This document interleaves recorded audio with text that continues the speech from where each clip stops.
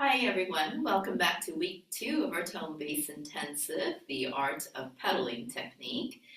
You are all going to stick with the same repertoire that you were practicing for week 1. I am going to be demonstrating with the same two pieces that I showed in the week 1 as well, which was the Beethoven Appassionata second movement and the Gershwin second prelude from his 3 preludes for piano. And now we're going to get our foot into action of applying the pedal. So in my examples, I'm going to be mostly focusing on the damper pedal here, but once again, you could apply the other pedals as well now with the same application of practice as well. So if you have your mind map of when you want to add those other particular pedals, that's absolutely fine. But I'm going to demonstrate on the practice of how we're going to apply the damper pedal now. So what's important to keep in mind of for this next step is the rhythm of our foot, which is quite interesting because sometimes we're not as mindful of it, but exactly when the foot goes down and back up actually changes the color of our sound. So let me show an example using the second movement of the Beethoven Appassionata, theme and variations. So last time we worked on really connecting with the fingers. Finger pedaling is the technical term for that, when we were really connecting all the chords. The top note of the chords are really connected while my bottom voices lift at the very last possible minute to give us breathing room. So 1, 2, and right now my foot is not on the pedal. Now I'm going to place the foot. All right, so one important thing I want to keep mindful of for all of you is that where to place the foot. So notice my foot is not all the way up here. It's not on the tippy toes as well. We want to put kind of the upper ball of the foot. That gives you a very good control. I am wearing a little bit of heels. Some people don't like heels. I'm a very short person. I like wearing heels, but what's important is like the front part of the foot does not have a heel, though that does make a little bit of a difference. But it's okay for the back to have a little bit of heels, I think. All right, so this gives us a nice balance on the foot as well. Because if we put our foot all the way in, that's actually going to make it more difficult to control the pedaling. All right, and then how deep do you go is the next question. Most of the time, we don't have to go all the way down. Even if you do about halfway down, the dampers will do the work inside the piano. Right? Of course, it does sort of depend on what type of piano you have at home or in the concert hall. But if I'm speaking of a typical concert grand piano or an acoustic piano, most of the time we don't need to press the foot all the way down. All right, so this is how much we need, just a little bit enough. All right, now I'm going to add a rhythm to the foot. So I'm going to apply it to the Beethoven first. So we have press the chord down first, 1, and then and 2, and I'm going slowly for demonstration. 1 and 2, and then I'm going to lift at that end.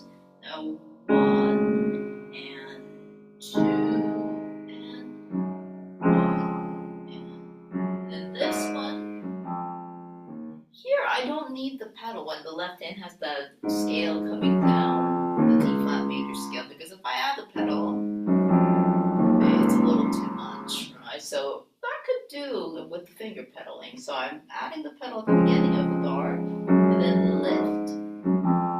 This is when the mind map comes in. So I knew that I could connect that with my fingers. I don't really need that damper pedal because it's not really adding much color as well. Sometimes when we want like a larger sound, the pedal does come in help, especially that damper, because it enhances the sound. The opening of the strings and the dampers helps that scientifically.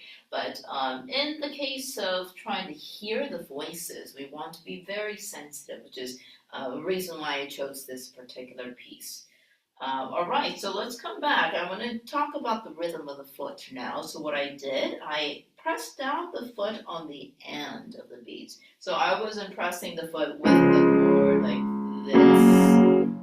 Yeah, because that's not going to do anything, even if I'm connecting with my fingers. But 1 and then lift at the new chord change, 2 and.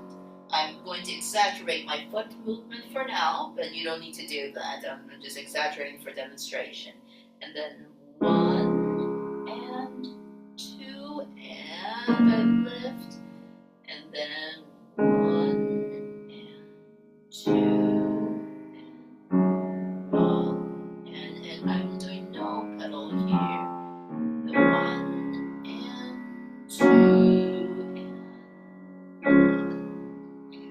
Alright? So that way the foot has a little bit of a rhythm to it.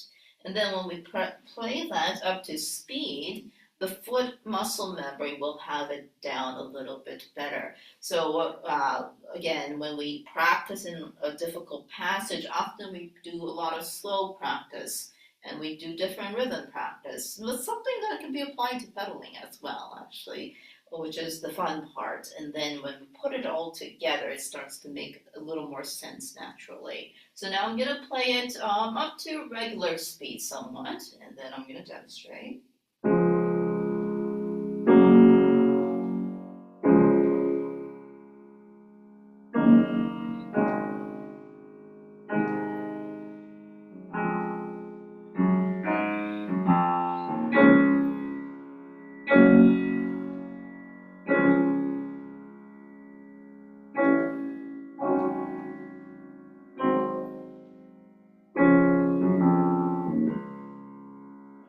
So what I tried to do and demonstrate in my video here is I applied that same finger pedaling technique that I did in our week 1's practice, and all I'm doing is adding that extra muscle, which is the foot. All right.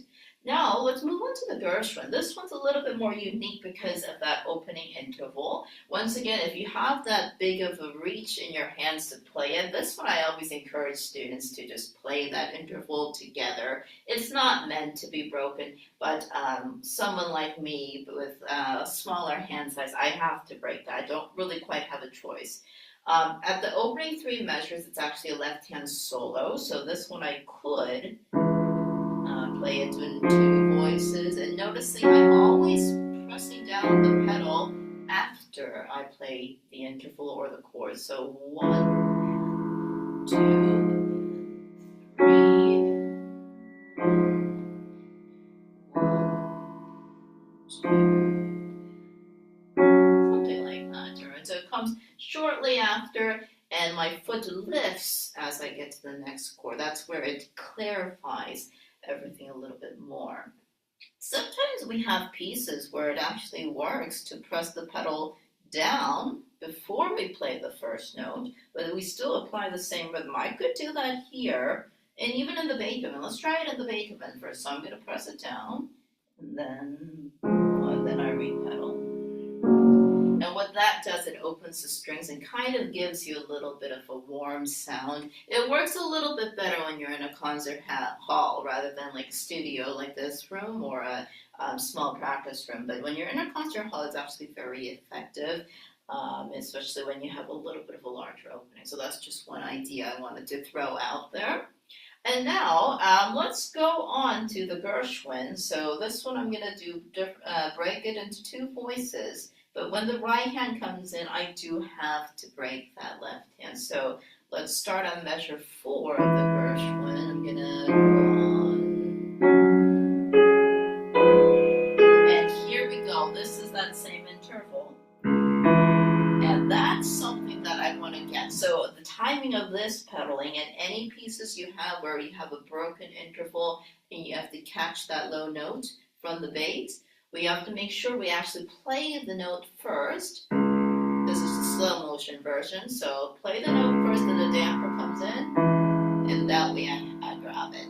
If that note is like a little bit before or after, so that timing is very sensitive actually. So for example, if I yanked out of it and then pressed it with the E, I'm losing that C sharp bass a little bit. So press it with enough sound of the bass so that it can sustain, and then I change.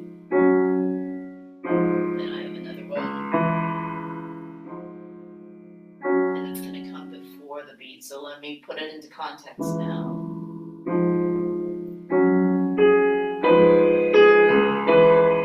That way I have that bass, and I'm still connecting with my fingers.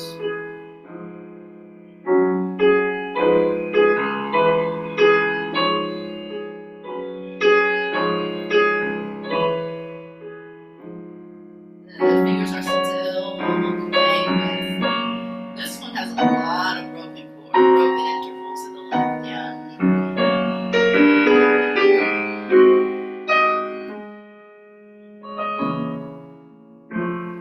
And so forth, and I'm pedaling. So this type of piece too, I mean, it could get away with a little bit of that wet sound.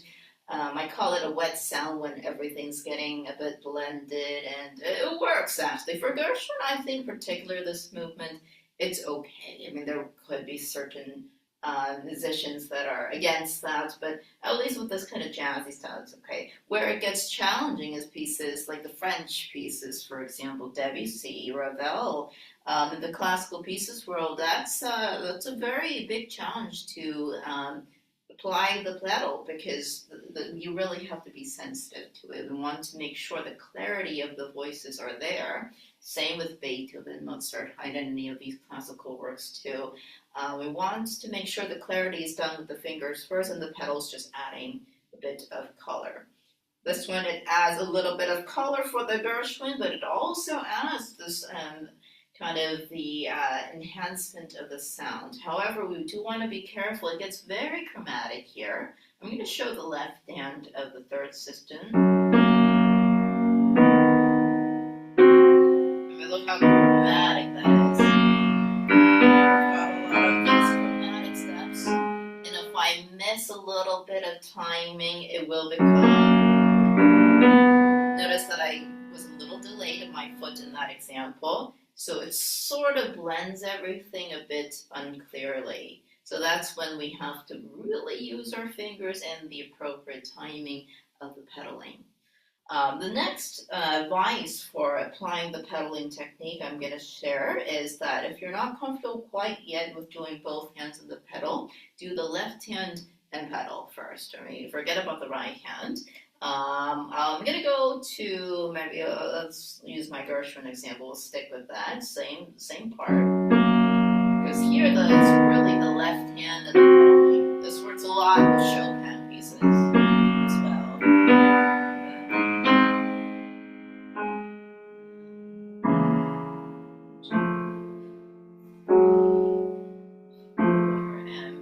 For particular example, I'm changing on the end.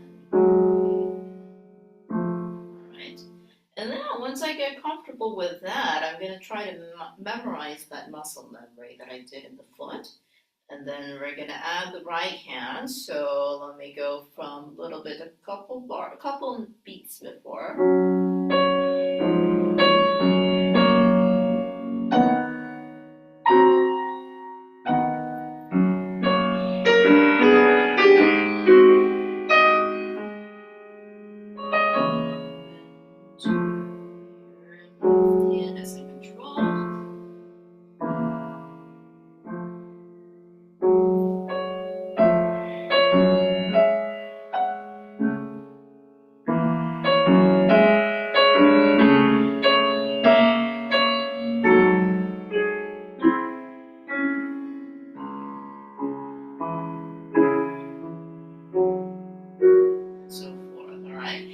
Let's say I want a little bit of color change there, so I'm going to enter my left pedal, the una corda. So I'm going to have it resting on the side, so it's ready to go. My right pedal is still active. And then here, maybe could do a little color change. So it's discreet, but you can still hear it. And then let go of the una corda, because here I want more sound.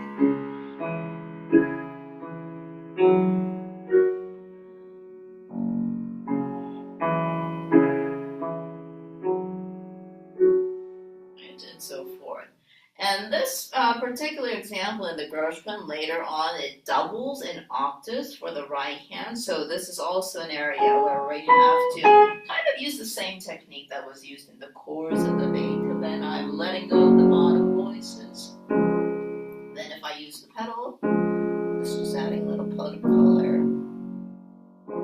Right. So there, the goal is that there shouldn't be too much of a difference in the legato aspect, but the pedal is just adding a bit of a painting or an enhancement to the sound. Same thing here, when the right hand gets into octaves, I'm going to do no pedal first. It feels very naked. But I'm really exaggerating all my arm and everything to make that connected, and then it makes it a little bit easier. The work is done in the fingers. That was just adding color.